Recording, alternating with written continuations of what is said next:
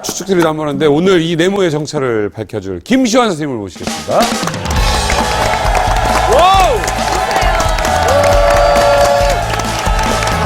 늘 앉아만 계시다가 오늘 드디어. 드디어 여러 달 만에 저를 여기 불러주셨네요. 감사합니다. 데뷔 자리예요, 데뷔.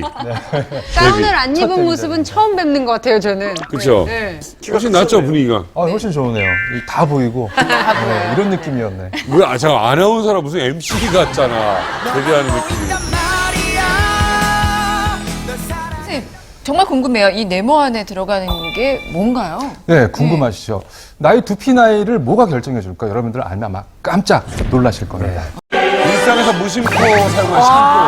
나이를 결정한다. 샴푸가. 샴푸.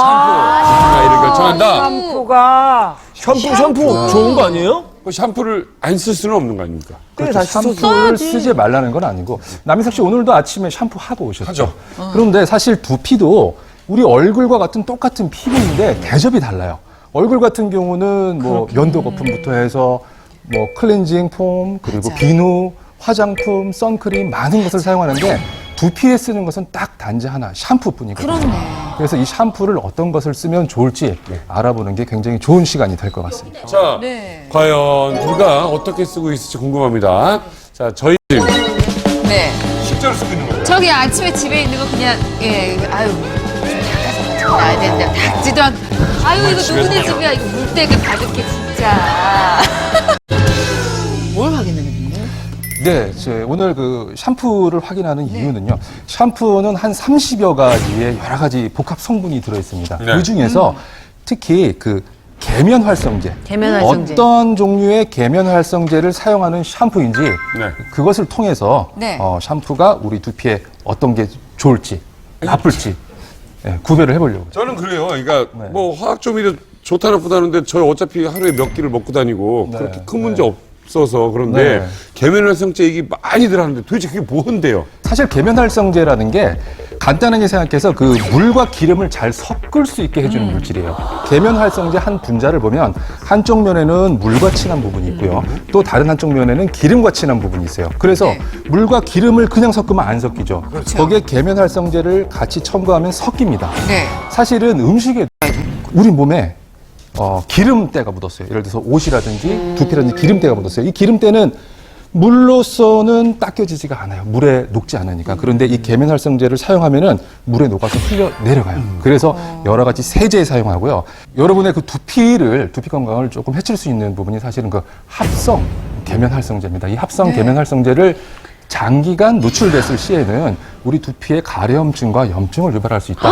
이런 것이 사실 안 좋은지 순위를 매기려고 했었어요. 그런데 사실 한 분을 제외하고는 거의 우열을 가리기 어려울 정도로 전부 합성 계면 활성제를 사용하고 교수님. 네, 그 뒷면을 보시면은 네. 성분표가 있다는 첫 번째 그 천연 유래 계면 활성제. 천연이 좋은 거죠? 그 상대적으로. 과일 포도당 성분으로 합성한 대표적인 천연 유래 계면 활성제입니다. 그리고 네.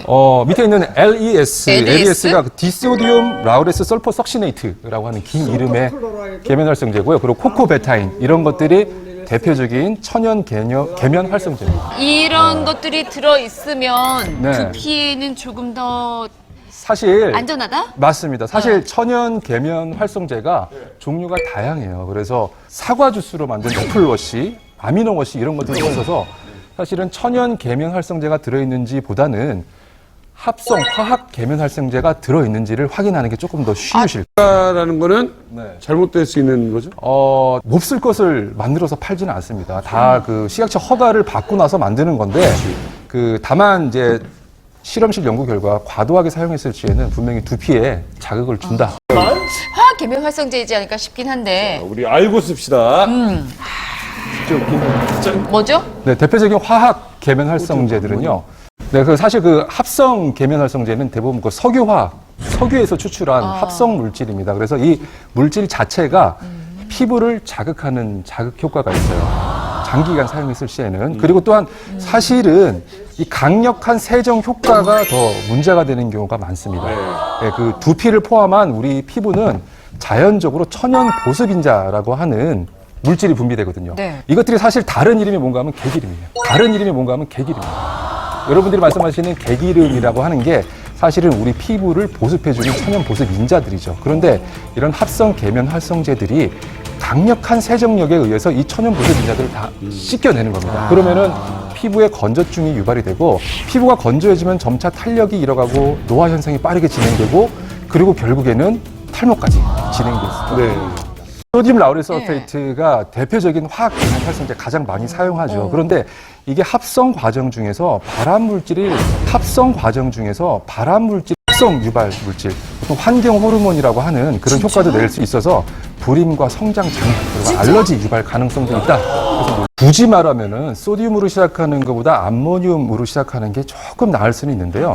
결론은 둘 다 화학 계면 활성제예요. 그래서 뭐 그냥 다 비슷하다, 도친 개친 정도다라고 생각.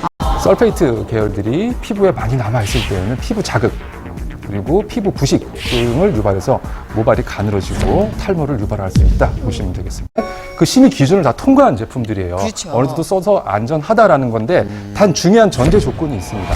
이 샴푸들은 분명히 세척해내는 물질이기 때문에 사용하고 깨끗하게 씻었을 시에는 안전합니다라는 전제가 붙어요. 그래서 이 샴푸를 사용하실 시에 특히 화학 계면 활성제를 사용하실 시에는 반드시 꼼꼼하게 잘 세척해 내시는 게 중요합니다.